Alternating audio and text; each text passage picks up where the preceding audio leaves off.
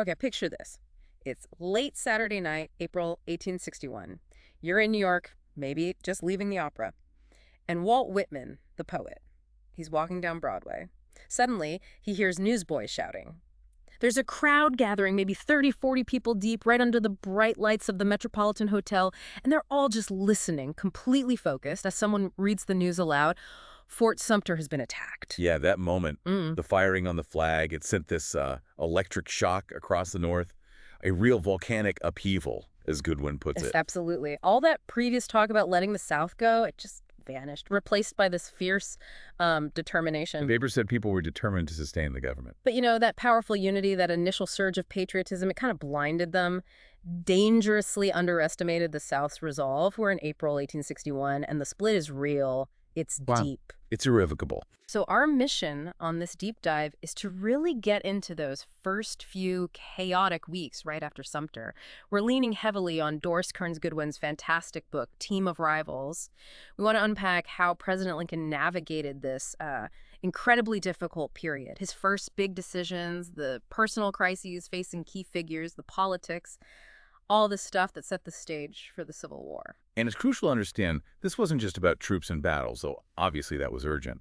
It was about defining the war itself. What was this conflict about? The future of the Union. The pressure on Lincoln, on his brand new administration, was just immense. They were making these unprecedented choices, under unbelievable stress, no real roadmap. Right, and we'll meet the people making those choices. Lincoln, obviously, trying to lead this cabinet of former rivals. Figures like Robert E. Lee, Stephen Douglas, facing these profound personal choices.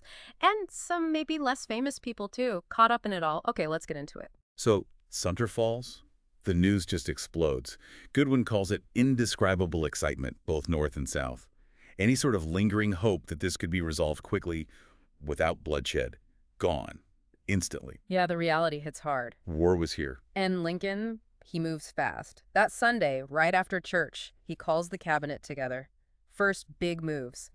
A proclamation asking for 75,000 volunteer soldiers.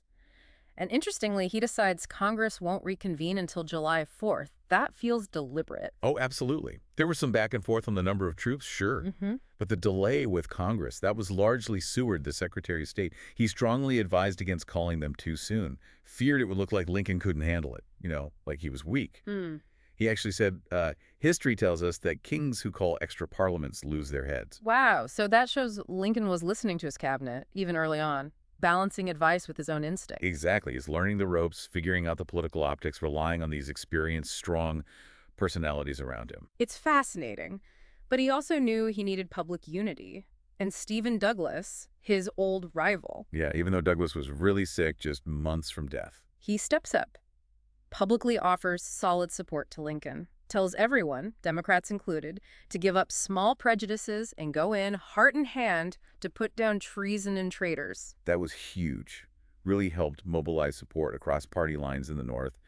Shows that initial powerful desire to come together. But that same powerful feeling, that enthusiastic outburst, it also led to some, pretty naive thinking, didn't it? Totally. Seward thought the whole thing would be wrapped up in 60 days. 60 days. I know. And John Hay, Lincoln's young secretary, even wrote about wanting a bloody and short war. Just completely misjudging the South's commitment. And the South made similar mistakes. Oh, yeah. They were ecstatic, especially when Virginia seceded. They figured, okay, all the other slave states will follow suit now. But they didn't. Nope. Only 3 more actually did secede after that initial wave.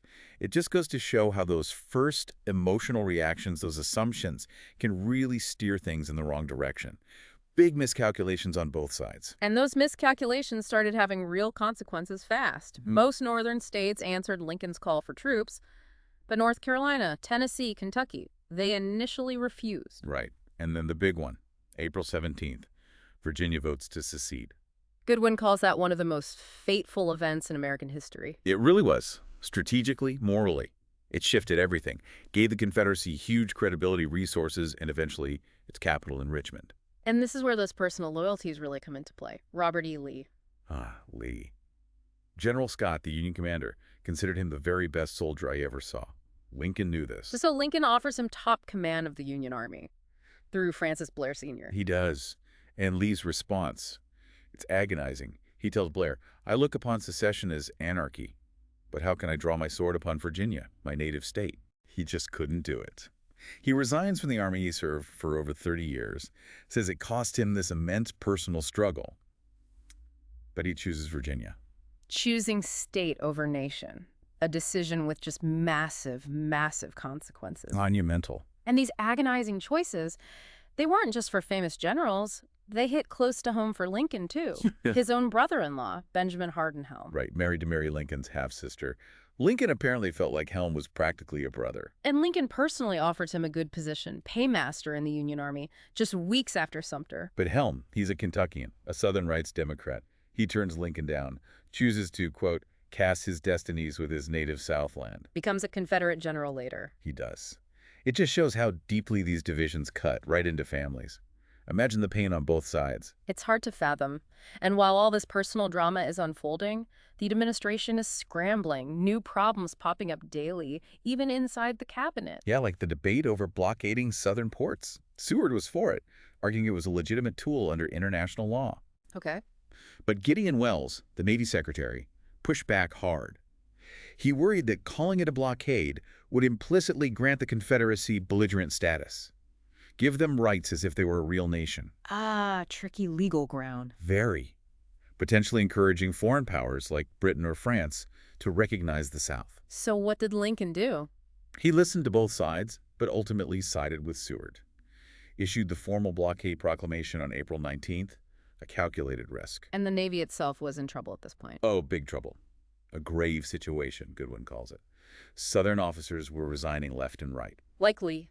Exactly. And even worse, the Union lost the absolutely vital Norfolk Navy Yard in Virginia. Huge dry dock, tons of cannons, and the powerful warship, the USS Merrimack. How did that happen? Well, partly due to Lincoln's earlier reluctance to do anything that might provoke Virginia into seceding. That caution backfired. Seriously compromising their naval strength right at the start. A major blow. And that same day, April 19th, things explode in Baltimore. Right. The 6th Massachusetts Regiment is heading to Washington to defend the capital. They have to change trains in Baltimore. And a mob attacks them. A secessionist mob, yeah. Armed with knives, guns, shouting things like, nigger thieves. 4 soldiers killed, 9 civilians too. The first real bloodshed of the war. And Goodwin notes the date, the anniversary of Lexington and Concord. A notable coincidence, yeah. Eerie. So how does Lincoln handle this? Maryland's right there, bordering D.C. He meets with Baltimore officials. He agrees, okay, we'll route troops around the city center. But he absolutely refuses their demand to keep Union troops out of Maryland entirely. What do you say? His response was classic Lincoln. Direct, maybe a little earthy. Yeah. He said, our men are not moles and can't dig under the earth. They are not birds and can't fly through the air. There's no way but to march across, and that they must do. Firm. No ambiguity there. But the situation got worse, right? Washington became isolated. He did. Secessionist sympathizers started cutting telegraph wires, tearing up railroad bridges north of Baltimore. Suddenly, Washington is cut off from the north. Wow. Panic must have set in. Total panic. People lived in constant fear, Goodwin writes. Stores closed up, wild rumors flying around about a Confederate army about to attack the city. Even Mary Lincoln was terrified. Gripped by assassination suspicion, yeah. Terrified for Lincoln, for the boys. You can feel Lincoln's own anxiety, too. John Hay saw him late one night just staring out a window. Asking, why don't they come? Why don't they come? Waiting for those troops. Yeah. Hay also recounts Lincoln joking, sort of darkly, to some Massachusetts soldiers who finally made it through. Saying, I don't believe there is any North. You Massachusetts men are the only Northern realities. You could just feel the strain. So in this climate of fear, with Maryland potentially voting to secede, Lincoln makes a really controversial move. He does. He authorizes General Winfield Scott to suspend the writ of habeas corpus along the rail lines between Philadelphia and Washington, meaning the military could arrest and detain people suspected of subversive activities without resort to the ordinary processes and forms of law. Basically, arrest without charge, hold without trial. A huge step to keep those rail lines open. Essential for getting troops and supplies into the capital. Yeah. But constitutionally, a very big deal. And it was challenged immediately. Right away. Chief Justice Roger Taney, the same judge from the Dred Scott decision, ruled in a case called Ex parte Merryman that only Congress had the power to suspend habeas corpus, not the president. So a direct conflict between the president and the Chief Justice. Exactly. Lincoln's Attorney General, Edward Bates, argued the president did have this lawful discretionary power, during an insurrection. And Lincoln himself defended it later. He did, to Congress. He famously asked, basically, must all the laws except habeas corpus be enforced, even if it means the government itself collapses? Are all the laws but one to go unexecuted and the government itself go to pieces, lest that one be violated? A powerful question. It really highlights that fundamental tension, doesn't it? Balancing civil liberties with national security in a crisis. How far can or should a leader go? It's a question we still grapple with today, absolutely. So, Washington is isolated, Lincoln suspends habeas corpus. The tension must have been unbearable. It was. But then finally, after about a week of this siege mentality, relief arrives. Troops make it through. Yes, the 7th Regiment of New York marches into the city. Well-equipped, well-drilled, huge relief. You could probably feel the mood lift. Absolutely. Lincoln's spirits visibly improved. Yeah. Haven recorded him saying, almost playfully, that besides securing the capital, he'd eventually go down to Charleston and pay her the little debt we were owing her. A flash of his confidence returning. Definitely. A much-needed boost. But even with the immediate physical danger easing, the bigger questions about the war, its purpose, its meaning, were still swirling. Even within Lincoln's inner circle. Especially there. Take Secretary Seward's wife, Frances. She had much stronger anti-slavery views than her husband, or frankly most of the cabinet at that point. She saw the war, from the start, as being fundamentally about ending slavery. That was its principal goal, she believed, and it justified even an immense sacrifice of human life. That's a very different perspective than the official line at the time. Very different. It shows how the moral dimension was already being debated, evolving. So what was Lincoln's stated purpose then in those early months? Well, in early May, he articulated his central idea. And it wasn't at that point primarily about freeing slaves. Slavery was still protected by the Constitution, remember? Right. For Lincoln, the core issue was proving that popular government is not an absurdity. He said, we must settle this question now. Whether in a free government, the minority have the right to break up the government whenever they choose. So it was about preserving the Union, preserving democracy itself. Exactly. A bigger philosophical fight, really. Echoing concerns from people like John Stuart Mill overseas, and even going back to Washington's farewell address. Can a republic founded on popular consent survive internal division? Meanwhile, life goes on, even in the White House under siege. Lincoln's sons, Willie and Ted. They apparently found the whole thing quite exhilarating. Little boys, right. They built a sort of fort on the White House roof with old rifles. And even interrupted cabinet meetings sometimes. Apparently so, with their games and performances. A bit of chaotic normalcy amidst the crisis. And Mary Lincoln, you mentioned her fears, but Goodwin talks about her dealing with the pressure in other ways, too. Yeah, she was in a terribly difficult position. Family fighting for the South, intense scrutiny and distrust from the North, outright vilification in the Southern press. And driven partly by insecurity, partly by a desire to project strength, she launched this major renovation of the White House, which was apparently quite shabby. Buying expensive furniture, like the famous Lincoln bed, during wartime? Exactly. It drew criticism as frivolous, obviously. But Goodwin suggests for Mary, it was symbolic.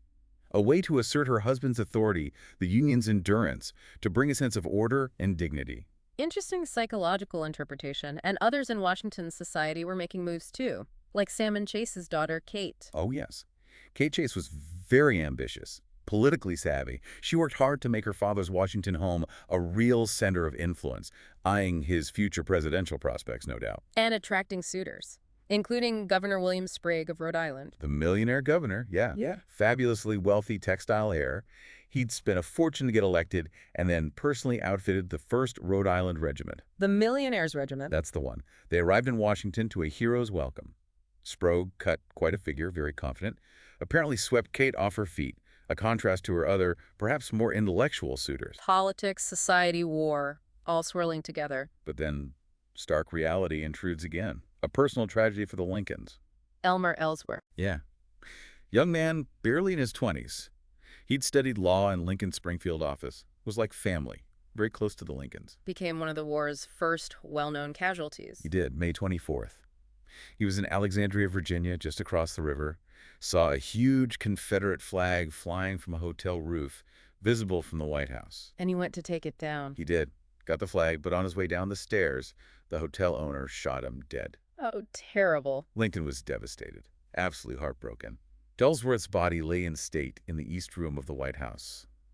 A really grim, personal reminder of the human cost right there in their home. Just awful. Shifting gears a bit, besides the military and domestic fronts, Lincoln also had major challenges internationally, right?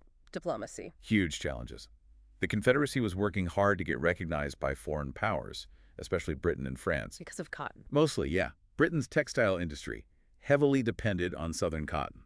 So there was real economic pressure to recognize the South, or at least grant them belligerent rights, which would allow them to, say, get loans and buy weapons more easily. And Seward, Lincoln's Secretary of State, how did he handle that?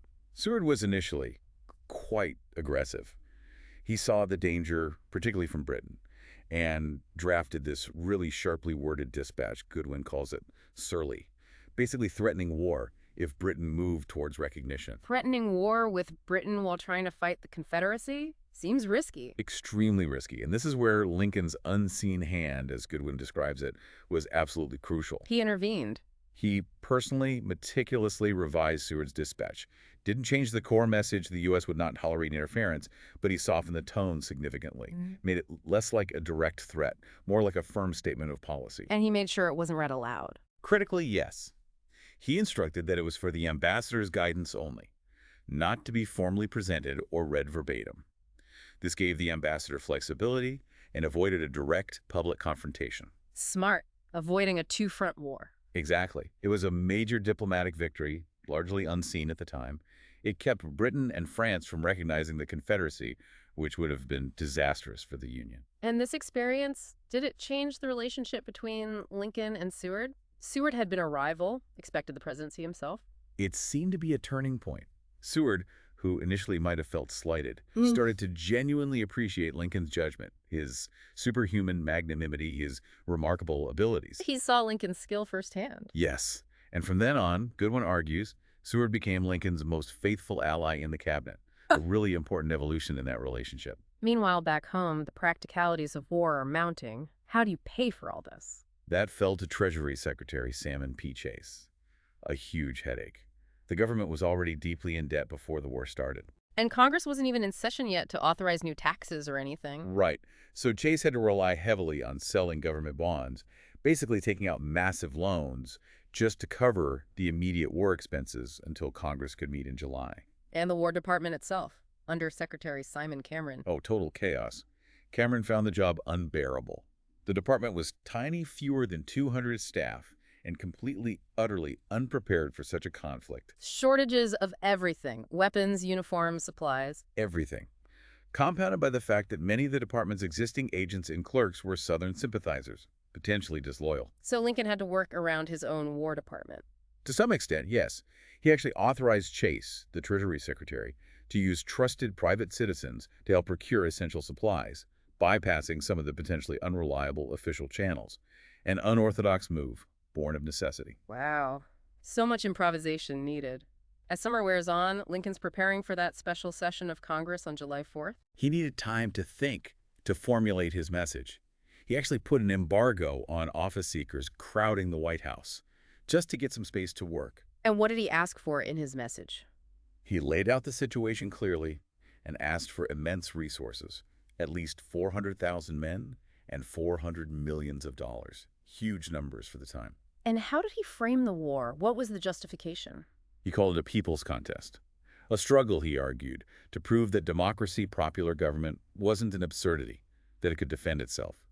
The goal was to elevate the condition of men to lift artificial weights from all shoulders. A very idealistic framing. How was it received? Generally well in the North. Newspapers praised it. Congress responded enthusiastically, actually authorizing more money and troops than Lincoln had even asked for. They also retroactively approved most of his emergency actions taken since April. Like calling up troops, the blockade. Exactly. Though significantly they remained silent on the suspension of habeas corpus. Didn't approve it, didn't condemn it, left it hanging. Interesting. But not everyone was impressed. Abolitionists? No. Figures like Frederick Douglass were deeply disappointed, dishearteningly so, that Lincoln's message made absolutely no mention at all made of slavery. They felt he was missing the moral core of the conflict. But the war itself was starting to force the issue of slavery, wasn't it? Even without official policy. Absolutely. The key example is General Benjamin Butler down at Fort Monroe in Virginia. What happened there? 3 enslaved men who had been forced to work on Confederate fortifications escaped to Butler's Union lines. Their owner, a Confederate colonel, demanded them back under the Fugitive Slave Act. And Butler. Butler refused. He came up with his ingenious, pragmatic argument. Since Virginia claimed to be a foreign country, he argued, the Fugitive Slave Act didn't apply. And since these men were being used to aid the Confederate war effort, he declared them contraband of war, like captured property. Contraband, wow. Yeah. It was a legally clever way to avoid returning them without making a grand statement about emancipation. Lincoln and Secretary Cameron approved Butler's decision. A harbinger of things to come, Goodwin says. Definitely. It opened the door. Soon, thousands of enslaved people were flocking to Union lines, seeking freedom as contrabands. Congress eventually passed confiscation acts based on Butler's logic. But Lincoln himself, his personal stance on emancipation was still evolving slowly. Very slowly and cautiously at this stage. He was slowly formulating his own position. He still publicly favored gradual, compensated emancipation and even voluntary colonization for freed slaves. Why so cautious? Primarily the border states, Missouri, Kentucky, Maryland, Delaware, slave states that had remained loyal to the Union. Lincoln desperately needed them. Any move toward immediate, widespread emancipation, he feared, would drive them straight into the Confederacy. So preserving the Union was still the absolute priority. Overwhelmingly so. He aligned with the majority view in the North at that time. The war was to save the Union, not primarily to abolish slavery. Even strong anti-slavery figures in his cabinet, like Chase, agreed for the moment to keep the abolition sword, as Chase put it, in the sheath, unless the war became much longer and costlier. Okay, so Congress has met, troops are gathering, the blockade is in effect, but the Northern public is getting impatient. Very impatient. By mid-July, the pressure is immense. Newspapers are screaming forward to Richmond. They want action. They want a decisive battle. General Scott, the overall commander, was hesitant, though. He was. Thought the Army, mostly those 90-day volunteers, wasn't ready, wasn't trained enough for a major offensive. But Lincoln felt he had to do something. Yeah. Lincoln worried about morale. If those short-term enlistments expired without a fight, it could be disastrous for public support and future recruitment.